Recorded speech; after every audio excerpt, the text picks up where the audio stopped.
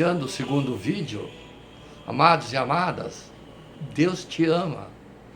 Nunca duvide dessa verdade. Você acredita que Deus te ama? Fala para quem está no teu lado direito. Você acredita que Deus te ama? Acredita mesmo? Ou finge acreditar? Tem que acreditar no coração. Nesse amor você não pode fingir. Acredita mesmo, não importa o que aconteça, que você é amado por Deus. A frase Deus te ama é muito repetida, por isso muitas vezes acaba soando banal para quem ouve. No entanto, ela nunca é uma banalidade, mas é uma verdade absoluta. Jesus te ama, Jesus te ama, Jesus te ama. Hoje eu quero reforçar a você que está ouvindo a palavra, que você é amado pelo Pai. Isso não é fruto de um sentimento humano, ou depende do que você faz. Jesus escolheu se entregando por você, mesmo sem ter garantia de que você acreditaria nisso e aceitaria o amor que Ele deu a você. Você é o filho amado, abençoado, cuidado, protegido. Nada pode mudar essa realidade. Pode crer. Vivemos pelo que cremos, não pelo que vemos. A fé é aquilo que não vemos, mas acreditamos.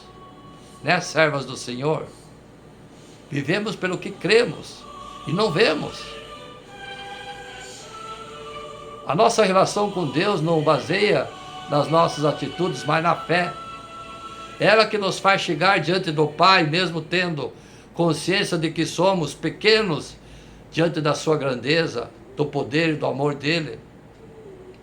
Nos aproximamos do trono da graça com toda a confiança, a fim de recebermos misericórdia e encontrarmos graça que nos ajude no momento de necessidade. Hebreus capítulo 4, verso 16. Pense em uma pessoa que você sabe que te ama muito. Pense. Agora responda. Por que você tem certeza que ela te ama muito? Por quê? Aceitar o amor de Deus é um passo de fé, pois depende de olharmos para uma pessoa que não é visível, mas é real. Como eu dei o exemplo do barbeiro, que dizia que Jesus não existia, porque havia mortes, desespero, tragédia, guerras, fome. Aí eu mostrei para ele um barbudo. Por que ele é barbudo? Porque ele não corta a barba. Então, por que as coisas acontecem? Por causa do pecado, da tragédia, da ira, da ambição, da luxúria, dos homens maus. Ele existe. Aceitar o amor de Deus é um passo de fé, pois depende de olharmos para uma pessoa que não é visível, mas é real. A fé nos faz olhar para Jesus e ter a certeza de que somos amados, independente da circunstância. Isso não é um mérito nosso. 3 momentos nos quais precisamos lembrar que Deus nos ama. Primeiro, quando nos sentirmos a presença dele, que nos aproxima de Deus, é a fé. Por causa dela podemos crer na palavra sem duvidar. Uma das coisas que a Bíblia nos garante é que somos amados porque Deus, de forma incondicional, nos ama. Esse amor não é fruto do que fazemos, mas da própria natureza do nosso Pai. Deus nos amou quando estávamos mortos em pecado, Efésios capítulo 2, quando nós não queríamos nenhum tipo de relacionamento com Ele.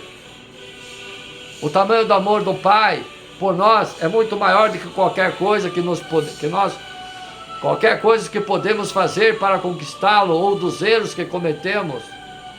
Por isso, não é porque não sentimos a presença dele que ele nos deixou de amar. Copiou? Jesus não precisa de motivos para te amar.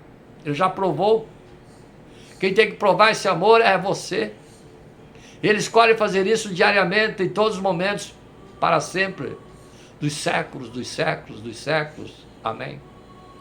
Quando nós pecamos ou pecarmos, Adão foi o primeiro homem a pecar, e quando se deu conta disso, logo buscou se esconder de Deus. Gênesis capítulo 3. Ainda hoje, esse costume ser a primeira reação diante do pecado.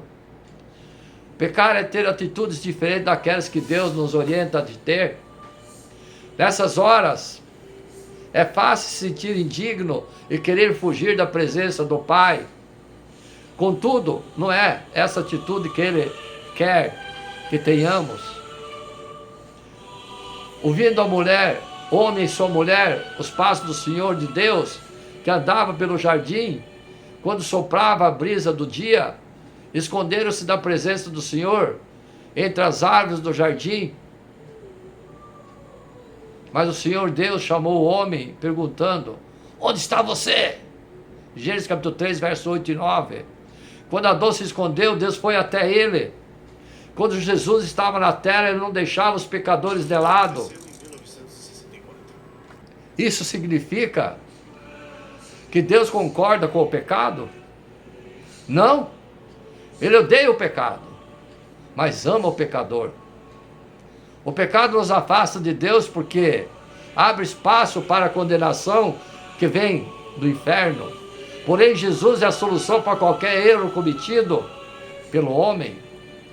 Com o seu sacrifício, Jesus resolveu o problema do pecado de uma vez por todas. Agora, Ele muda a nossa natureza e garante o perdão para cada falha que cometemos. Por isso, quando você pecar, não fuja de Deus. Ao contrário, corra para Ele.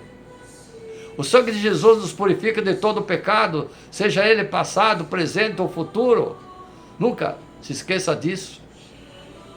Quando precisamos de alguma coisa, muitas vezes queremos resolver situações com nossas forças e o nosso braço.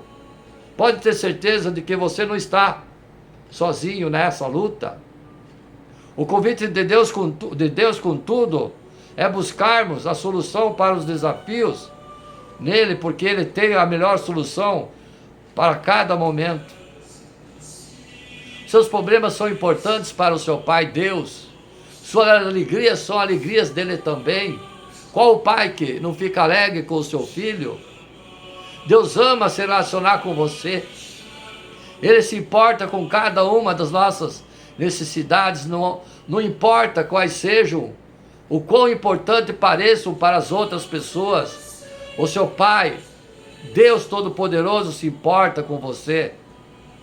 O amor de Deus por você não muda, jamais, mesmo que você mude. Hoje, como você sente o amor de Deus, amados e amadas? Constrangido? Indigno? Alegre?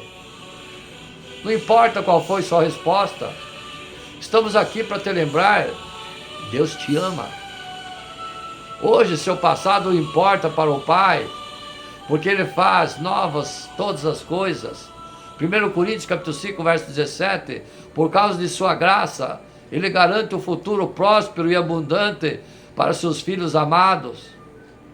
É impossível conhecer o amor de Deus e não querer estar perto dEle. Quanto mais você o conhecer, mais fome e sede terá dele e da palavra.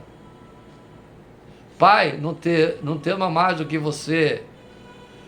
O Pai não te ama mais porque você não erra, ou menos porque você é o expert em pecar. O amor dele é mais poderoso do que qualquer falha tua.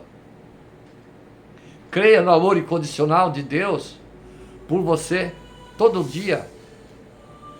Muitas vezes temos dificuldade de aceitar o amor incondicional de Deus porque nos baseamos nas relações terrenas. Exemplo: quando estamos bem, esquecemos do nosso Pai, não temos tempo para Ele. Mas quando precisamos de alguma coisa, recorremos a quem? Não ouvi. A Ele. Como é a sua relação com os pais, com seus irmãos? Muitas vezes temos dificuldade de aceitar o amor de Deus, porque nos baseamos nas relações terrenas, como disse. Como você se relaciona com o seu marido, seus irmãos. Você pode ter a melhor referência possível do relacionamento familiar, mas ainda assim não pode ser a base para a sua relação com Deus. Deus te ama tanto, mesmo sem você merecer, Ele te ama, que enviou seu Filho para morrer por você, no seu lugar, e te dar o perdão total e completo para suas falhas. Esse tipo de amor não pode ser encontrado em nenhum humano. Por isso, para entender o amor de Deus para nós, devemos descobrir quem Ele é, através da palavra, da Bíblia. Que Deus nos ama de todo o coração. Sim, Deus nos ama, porque você é filho dele. Sim, Deus é amor. E quem ama permanece em Deus. Você ama? Ama seu filho? Ama seu marido? Ama Deus? Somos convidados a acolher com plena disposição a palavra de Deus. João convoca nós que cremos, reconhecemos o amor que Deus tem para conosco. Deus é amor. Ele amou primeiro. Ele é amor. Quem permanece no amor, permanece em Deus. E Deus nele. 1 João capítulo 4, verso 16. E tais palavras refletem o que o próprio Senhor nos propõe. Sim. Eu vos dou um novo mandamento, amai-vos uns aos outros, que é o segundo mandamento que o Yeshua Mashiach deixou para nós. Como eu vos amei, assim também vós deveis amar-vos uns aos outros. Nisto conhecerão todos os que sois meus discípulos, e vos amardes uns ao outro. Jó capítulo 13, verso 34 e 35. Com a luz do Evangelho, tocamos no nosso coração, tocamos o coração de Deus no mais íntimo do seu projeto para a humanidade, que pede pronta e renovada resposta de cada pessoa que se dispõe a seguir o Senhor no discipulado missionário da vida, na missão da vida. No Antigo Testamento, o Senhor Deus, com todo o coração e alma e entendimento, passa na frente de todos nós. Amar o próximo vem em segundo lugar. Quando vem Jesus, o Salvador prometido, esperado, diz que o segundo mandamento é semelhante ao primeiro. Mateus capítulo 22, verso 34 e 40, já falei, perguntando sobre o amor do próximo. Lucas capítulo 10, verso 15 e 34, propõe a figura do bom samaritano, que é ele mesmo, aquele que toma a iniciativa e se aproxima dos outros. Mais adiante proclama o seu mandamento, é o amor mútuo recíproco, como ele mesmo ama, o que significa trazer a essa terra a torrente do amor nascida de Deus, de Jesus. Mais do que um lago ser preenchido com amor, Ele quer que essa verdadeira coragem de amor nos envolva e transborde, parece-nos realizar a profecia: alegrai-vos com Jerusalém, e nele exultai todos vós que amais, regozijo-vos com ela todos, por ela estáveis de luto, pois sereis amamentados e saciados pelo seu seio consolador, pois segurareis e vos deletareis o seu peito fecundo com efeito, assim diz o Senhor. Eis que estareis a paz com o rio e a glória, como um rio e a glória das nações, qual torrente a transbordar. Isaías capítulo 66, verso 10 e 12. Se entendermos bem a resposta de Jesus sobre o maior mandamento que Ele nos deu, reconheceremos a sua força verdadeiramente revolucionária, pois com ela o Senhor unifica toda a nossa prática cristã. Se antes nossa vida era fragmentada em tantos momentos de setores da atividade, separados entre si como trabalho, vida familiar, participação na igreja, lazer, tanto como as outras coisas, assim, Jesus une tudo. Deus amado, servido em cada irmão, Deus amado e servido em cada irmão que passa ao nosso lado, com o mesmo amor que vem de Deus, qual torrente a transbordar. Com Jesus tudo se ilumina, tudo renasce, tudo se renova, vem à tona um novo relacionamento com pessoas e uma vida nova em comunidade. Entretanto, essa compreensão do amor que vem de Deus deve ser ampliada para incluir outras pessoas, situações desafiadoras. Sabemos que o Espírito Santo age no mundo e em nossos corações. Ninguém foi criado para o mal, o ódio, o egoísmo. E mesmo as pessoas mergulhadas no abismo do vício, do crime, da violência, se formos buscar uma brecha em seus corações, lá encontraremos a semente do bem e a capacidade de amar a Deus e ao próximo. Tenhamos atenção para a gradualidade e possibilidade de crescimento no amor. Certamente muitas pessoas já viram, por exemplo,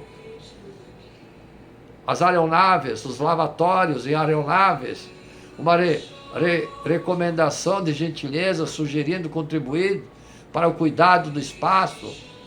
Pois bem, alguém pode começar com gentileza, outros farão com um gesto de educação ou civilidade.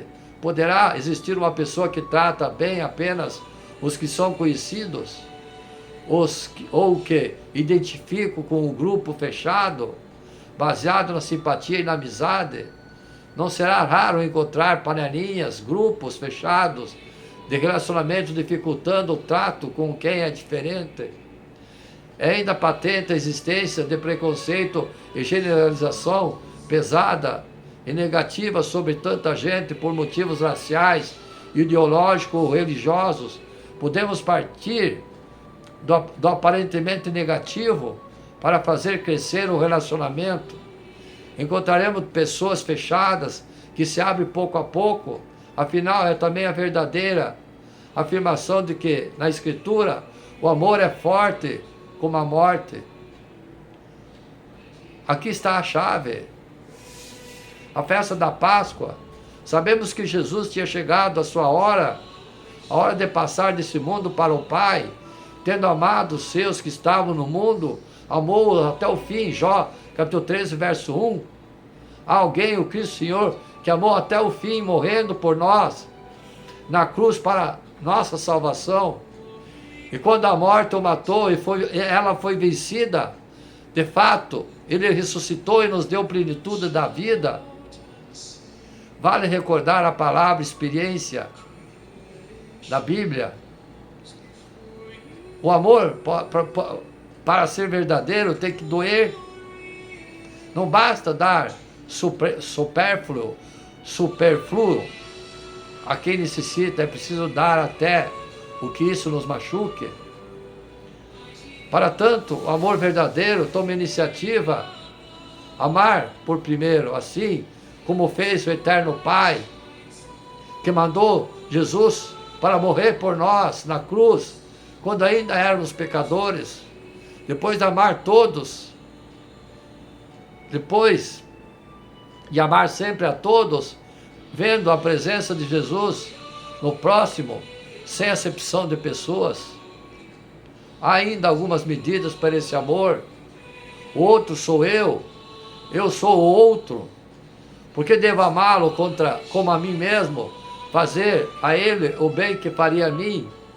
Quando é verdadeiro, quem ama sabe fazer-se um com os outros, o que significa viver o que o outro vive, não o amor sentimental, mas feito de fatos.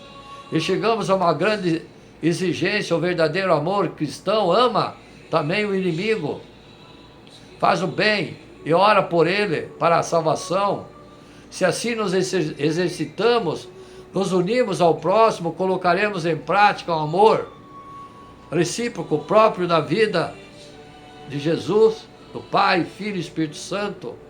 Mas só chegaremos a amadurecer esse amor passando pela cruz, com o Cristo, em Cristo. O resultado será uma alegria transbordante.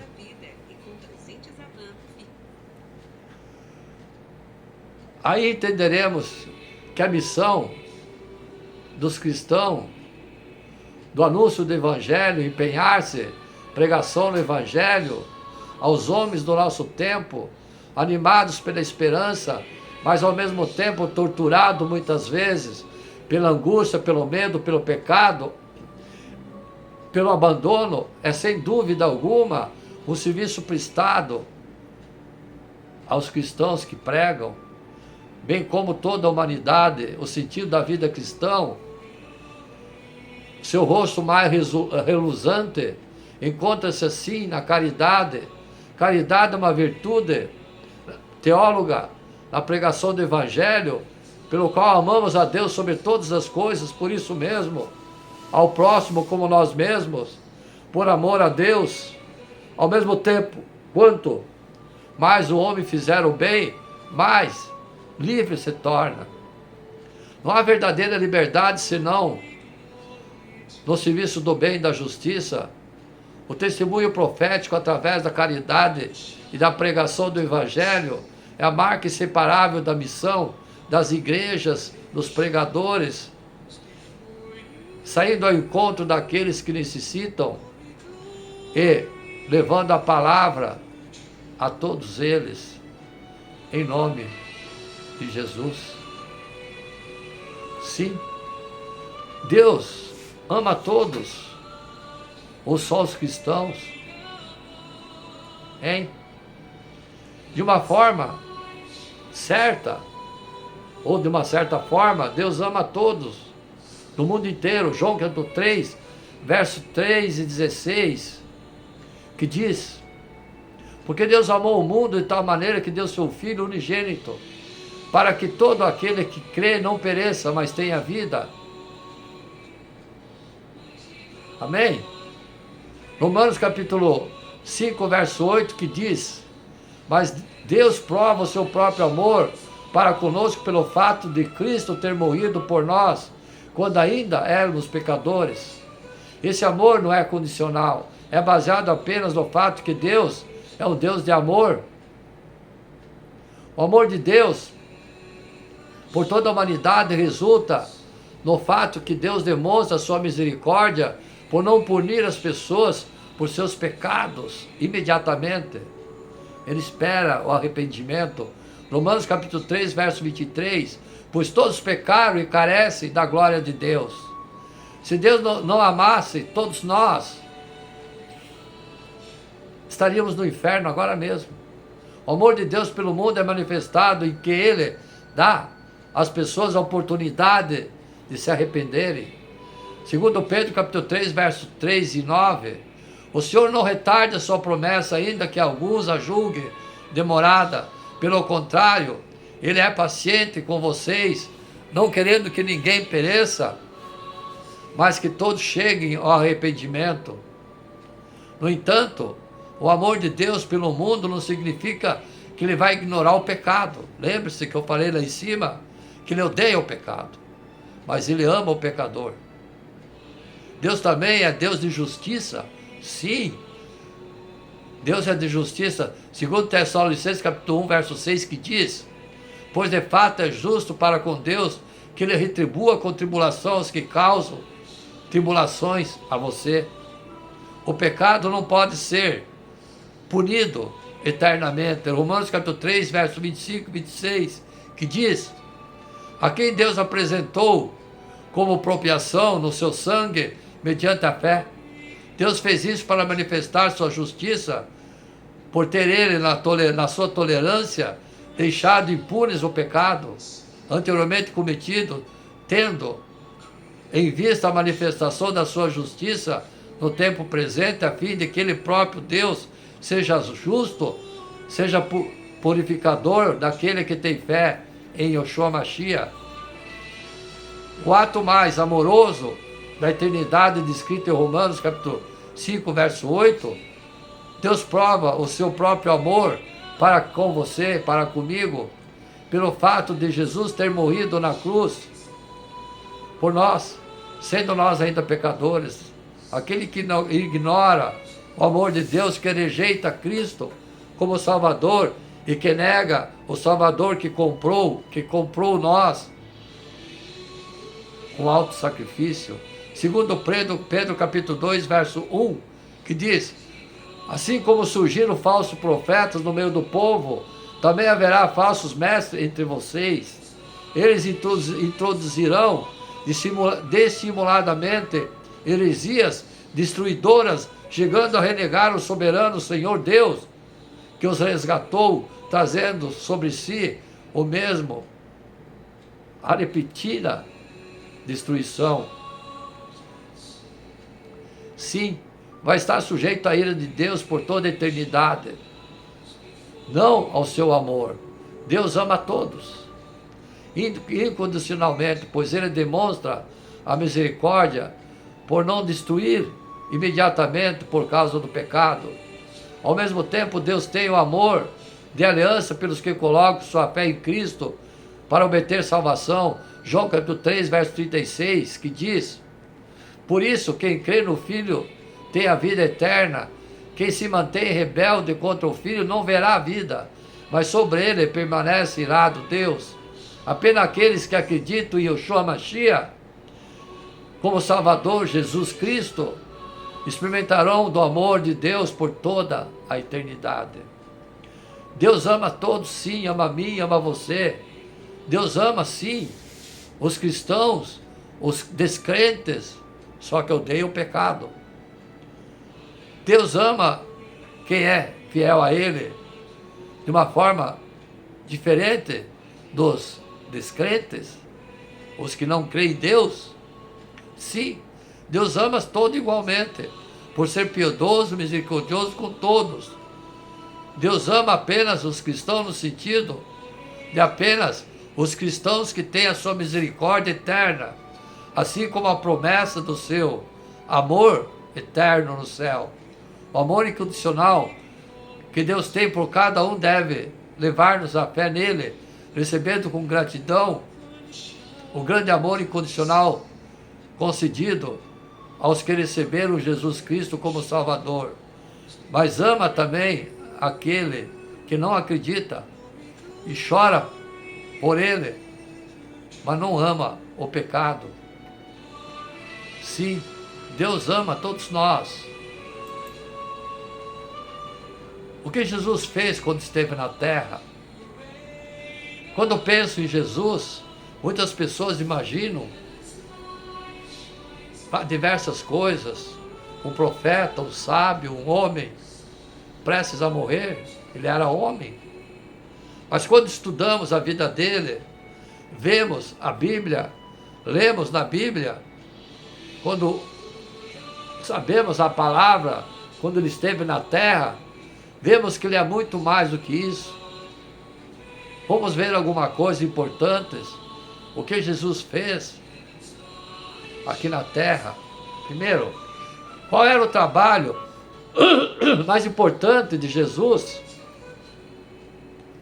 O trabalho mais importante de Jesus era declarar as boas novas do reino de Deus. Lucas capítulo 4, verso 43. As boas novas que Jesus pregou falavam do reino, ou seja, o governo de Deus, que vai resolver todos os problemas da humanidade. Por 3 anos e meio, Jesus trabalhou bastante para afastar as pessoas sobre as mensagens maléficas. Mateus capítulo 9, verso 35. Porque Jesus fazia milagres?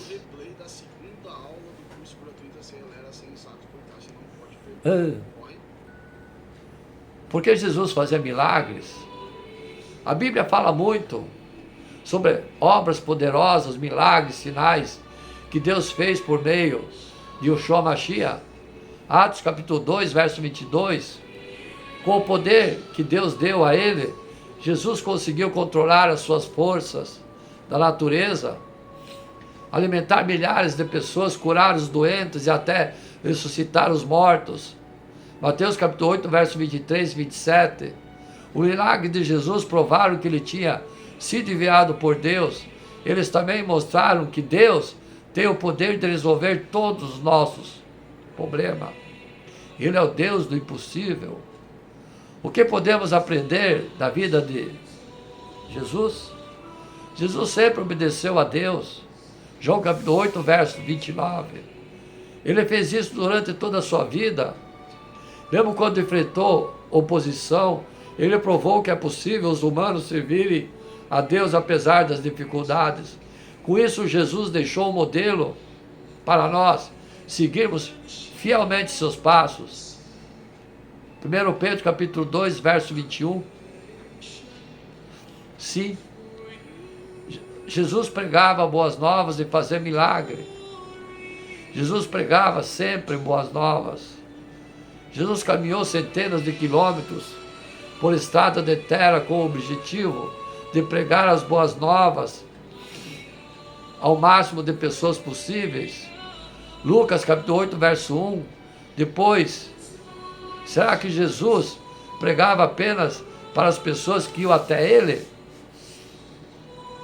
Que esforço Jesus fazia para encontrar as pessoas? Deus predisse que o Messias ia pregar as boas novas. Isaías capítulo 61, verso 1 e 2. Depois, como Jesus cumpriu essa profecia? Você acha que as pessoas hoje precisam ouvir as boas novas?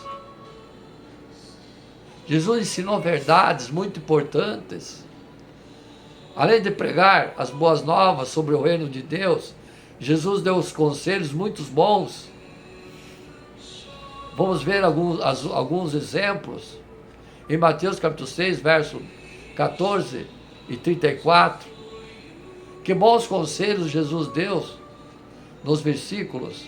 Você acha que esses conselhos podem ajudar as pessoas hoje? Jesus fez milagres. Deus deu poder para Jesus fazer muito milagre.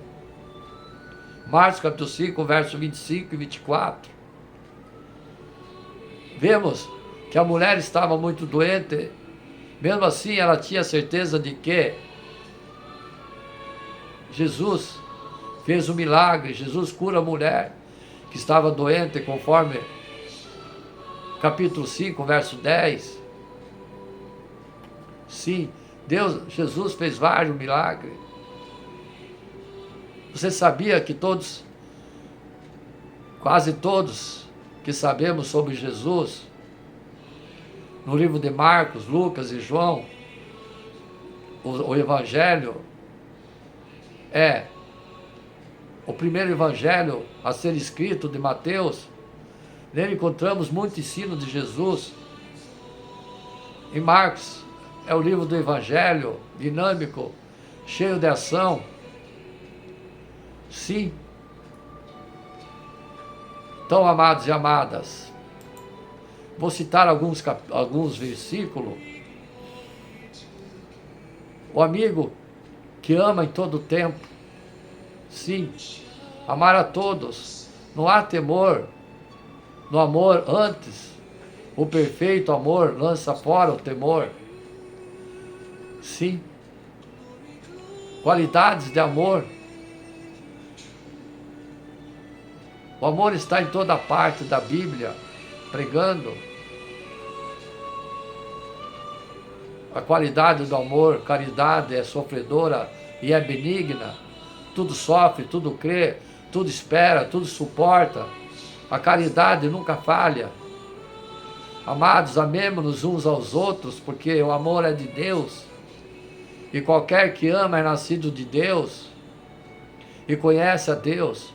Aquele que não ama não conhece a Deus, porque Deus é amor. Não há temor no amor. Antes, o perfeito amor lança fora o temor, como diz.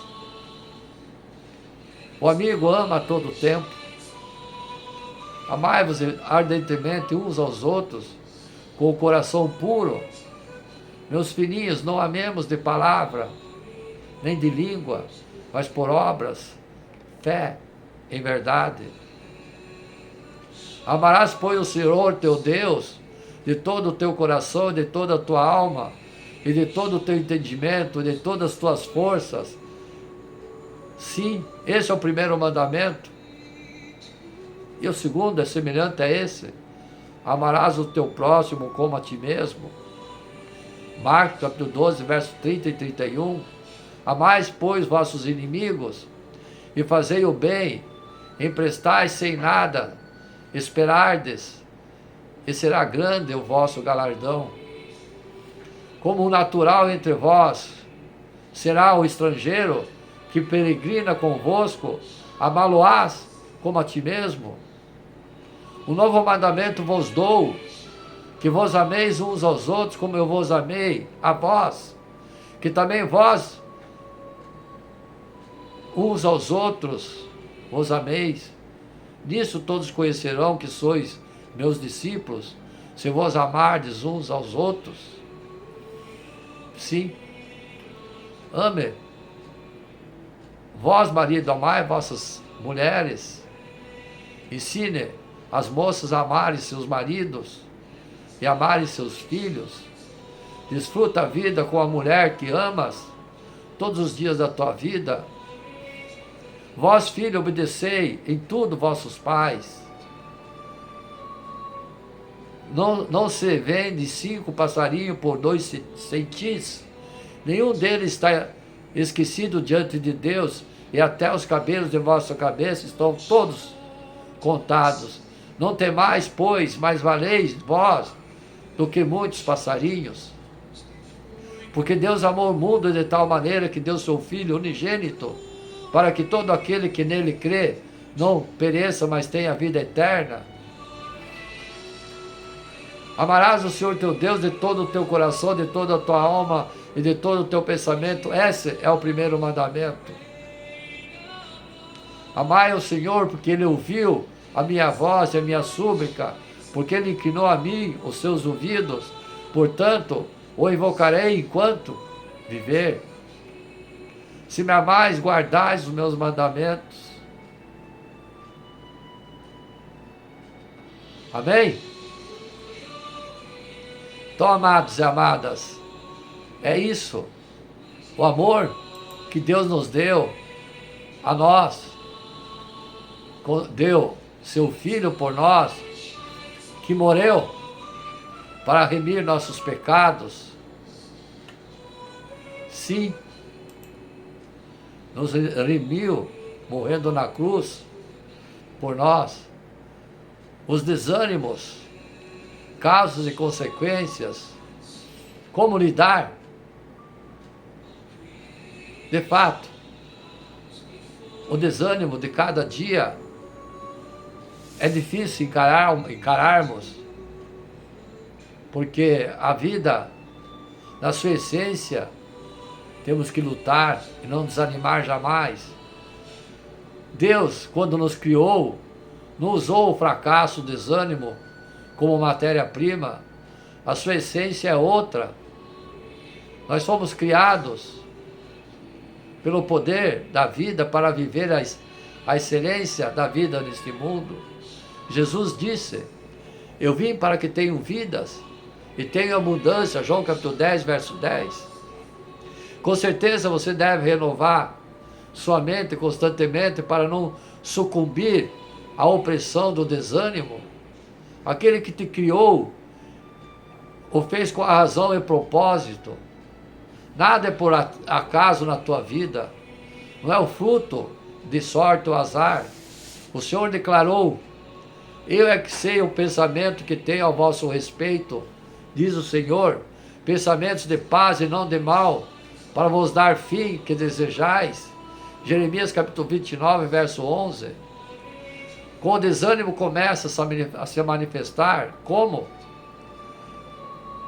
circunstâncias, um fato externo, como incêndio numa fábrica, por exemplo, seria suficiente para desanimar alguém que é proprietário dessa fábrica. Da mesma forma, temos que ter força para lidar com isso e dizer uma palavra a Deus. Faz forte ao cansado e multiplica as forças de quem não tem vigor, mas os que esperam no Senhor renovam suas forças, sobe com as asas como águias, corre e não se cansam, caminham e não se fadigam. Isaías capítulo 40, verso 29 e 31. Todos nós estamos sujeitos a encarar fatores que tendem a nos desanimar, segredos da grande virada. Em face a eles é sempre nos posicionarmos em Cristo, sabendo que o nosso inimigo quer nos fazer parar, mas não é dele quem dita as coisas na nossa vida. Paulo disse: em tudo somos atribulados, porém não angustiados, perplexos, porém não desanimados, perseguidos, porém não desamparados, abatidos, porém não destruídos, levando sempre no corpo a morrer, o morrer de Jesus, para que também a sua vida se manifeste em nosso corpo, segundo Coríntios capítulo 4, verso 8 e 10.